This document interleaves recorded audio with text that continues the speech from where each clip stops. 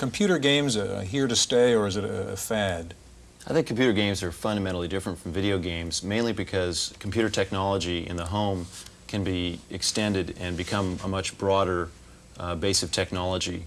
Electronic Arts, they started publishing games in '83. Pretty big company. When it first started off, it was very employee-centric. Published a lot of interesting games in their first few years, and in '83 their lineup was actually fairly solid.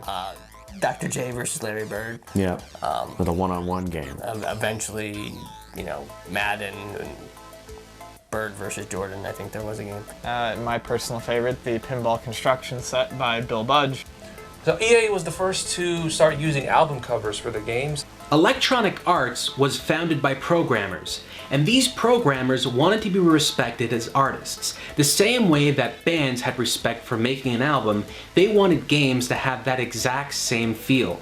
EA was giving credit where credit was due by crediting them like you would see rock stars on an album. Similar to how Activision gave credit to the designers on the box art, Trip Hawkins, who created Electronic Arts, he wanted computer software to look like a rock album. When a game like Mule was created, they took pictures of the programmers behind the game in an artistic style, the same way that an inner sleeve would look on an album from the Beatles or any other album at the time that came out from any band. You had these weird esoteric artwork on the cover. It was like you were buying like a Pink Floyd album or something crazy from Vangelis. You know, it just had this cool artwork.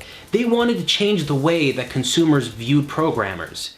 Sadly, this really never took off, but the idea and concept behind it was so cool and incredible that almost every original electronic art program and game that you find is a really cool piece of art that you can pick up and appreciate. You know, programmers are the backs of these video games. They're the ones that make these things, so we're going to give them their due diligence like they deserve.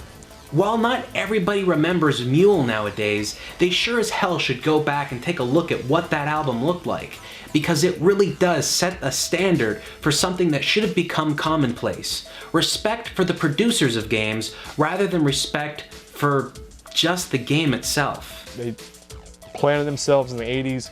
By the time we got to like the late '80s, early '90s, they started putting out those sports games.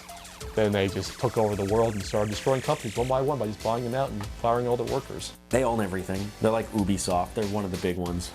They started off so well, they were like the nice guys of the industry, and nowadays, well, I was more of a quarterback club guy.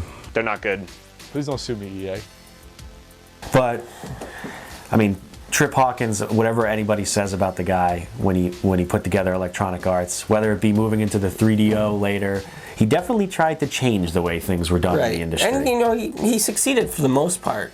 Unfortunately, his problem was that times kind of changed on him, and he was too far ahead at times.